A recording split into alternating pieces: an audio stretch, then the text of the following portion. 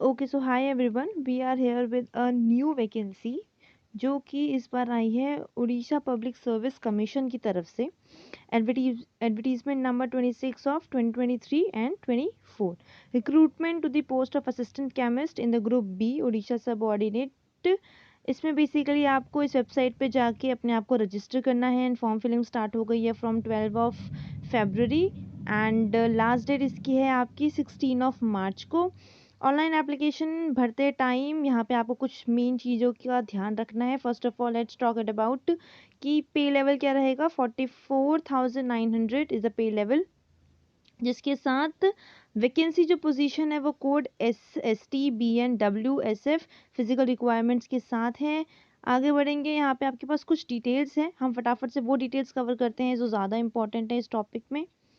सबसे पहले education qualification की बात करते हैं। A candidate must have at least second class post graduate degree in chemistry और equivalent qualification such as post graduate degree in applied chemistry और इंडस्ट्रियल केमिस्ट्री। मतलब आपके पास केमिस्ट्री आप तो भी अप्लाई कर सकते हैं, आपके पास आपकी मास्टर्स है अप्लाइड केमिस्ट्री में, इंडस्ट्रियल केमिस्ट्री में, so you can apply. Examination fee की अगर बात करें तो examination fee of all the categories of the candidate hand been exempted as the, मतलब आपको पे नहीं करनी है यहाँ पे।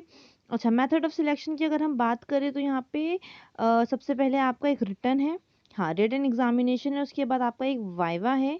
रिटन एग्जामिनेशन में 2 पेपर से आपके, पेपर 1 में आपके पास ऑर्गेनिक और एनालिटिकल केमिस्ट्री है और पेपर 2 में आपके पास फिजिकल केमिस्ट्री है एंड इनऑर्गेनिक केमिस्ट्री है, और दोनों ही पेपर आपके 100 मार्क्स के हैं।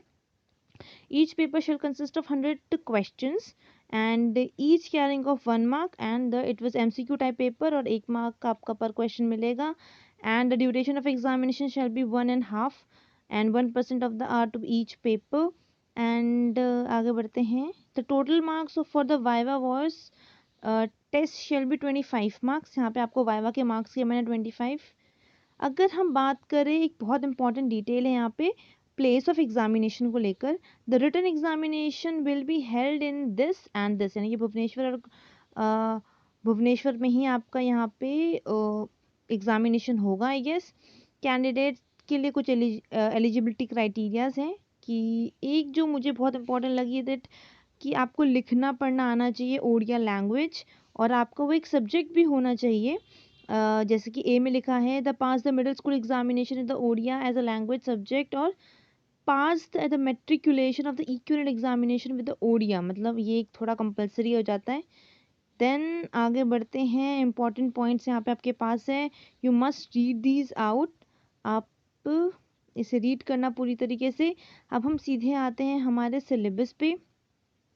यहाँ पे कुछ रिक्वायरमेंट है। पहले एक दिन आपका रिटर्न होगा, रिटर्न के बाद जिस दिन आपका वाइवा होगा शायद उसी दिन आपका डॉक्यूमेंटेशन भी कंप्लीट हो जाएगा।